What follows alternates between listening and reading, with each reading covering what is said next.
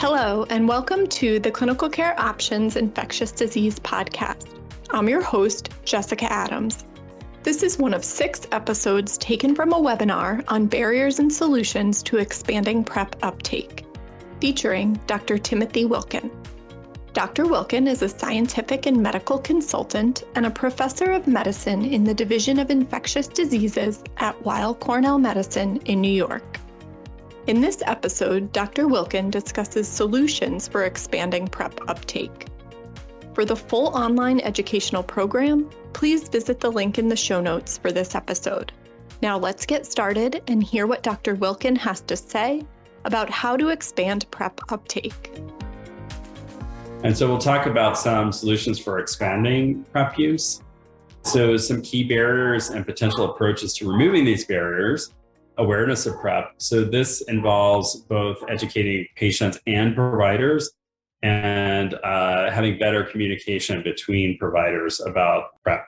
So HIV risk perception. So for both patients and providers, how do we really help them understand the risk of HIV acquisition in very specific populations?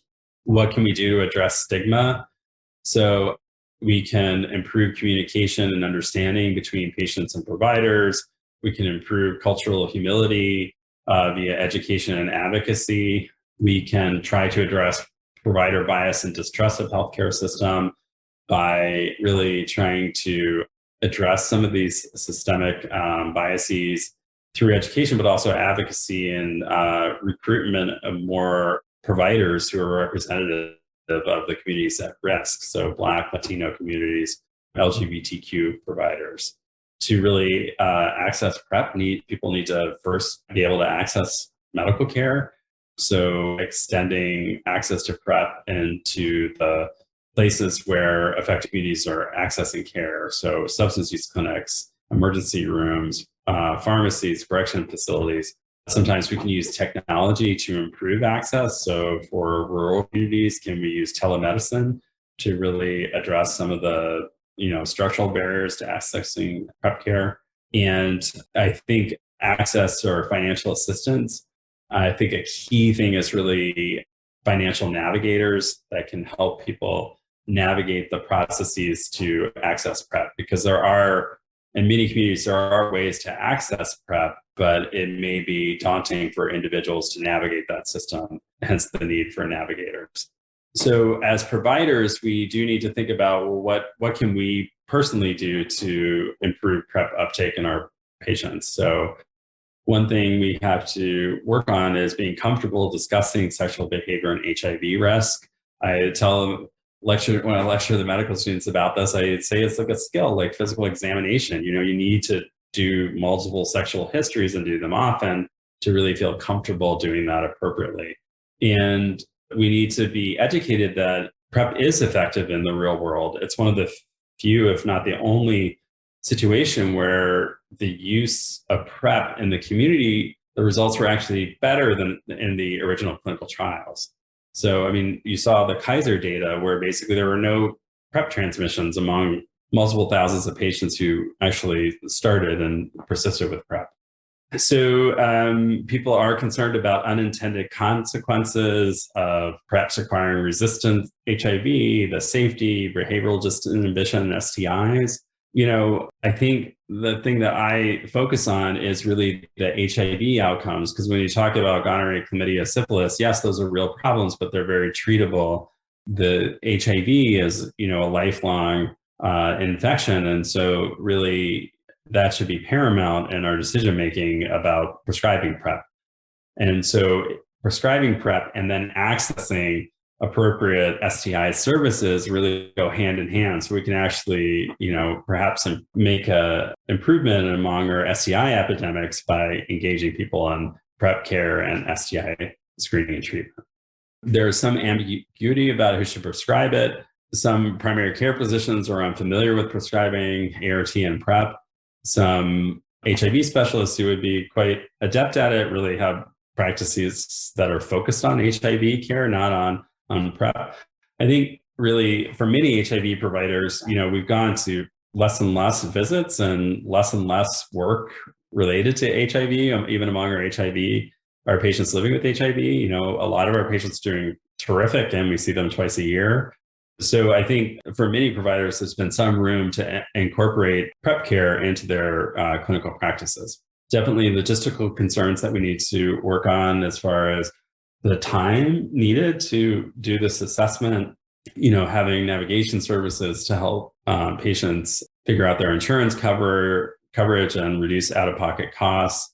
Many clinics have identified a champion who really takes on the lead role in sort of setting up the infrastructure to administer PrEP. So I mentioned before the note templates, setting up order sets so that it's quite simple to have a new PrEP prescription or an initial PrEP prescription or a follow-up PrEP. All of those things, if centralized and distributed, can really help individual providers prescribe PrEP more easily. There are some gaps in provider training. This is looking at self-efficacy and prescribing PrEP among providers. So what was interesting, those that were good at family planning seemed to be, who felt efficacious in family planning were also felt good about prescribing PrEP, and really about the patient attitude. So those that really saw value in PrEP tended to feel more efficacious in providing PrEP.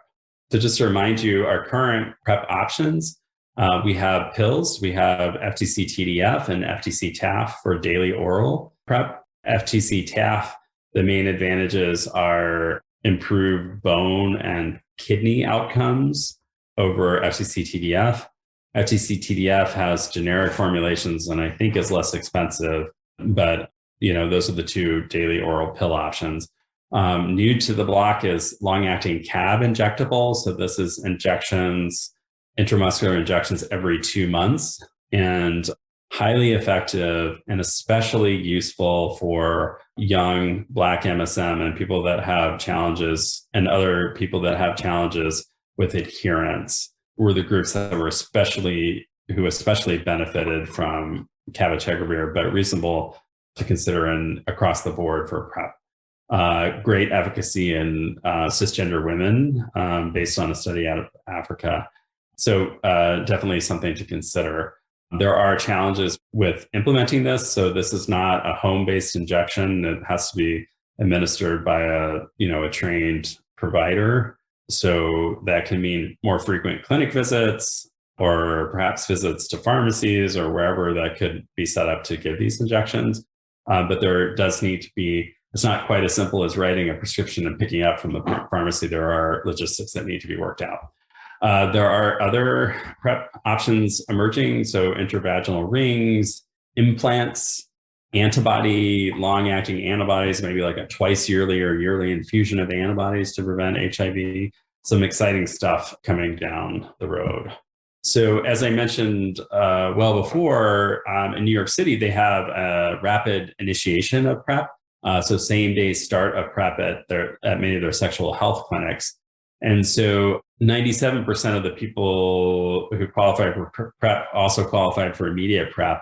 They had a very low rate of needing to stop PrEP because there was unexpected renal dysfunction, or because someone, in fact, tested positive for HIV on a more sensitive viral load assay.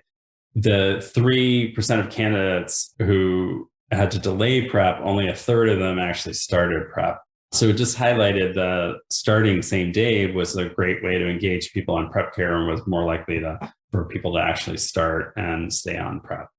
There are a lot of PrEP that's being given by telehealth. So there are phone and web-based consultation with healthcare providers. So there are ways to get many of the specimens needed for PrEP care done at home, or based on, or through laboratories such as like LabCorp or Quest or something. So there are different models for providing PrEP care, and for some people that's quite important. Okay, and so some take-home points on expanding PrEP uptake. Only 23% of those with an indication for PrEP were actually receiving PrEP in 2019. Although there's been an increase in the numbers of PrEP prescribers, still not enough, especially in the South. So there's a number of inequities in PrEP uptake, adherence and persistence on PrEP. that's been seen in adolescents, Black and Hispanic people, cisgender women, transgender women, and people who use injection drugs. So some of the barriers include a lack of awareness and access, lack of access, stigma, provider bias, et cetera.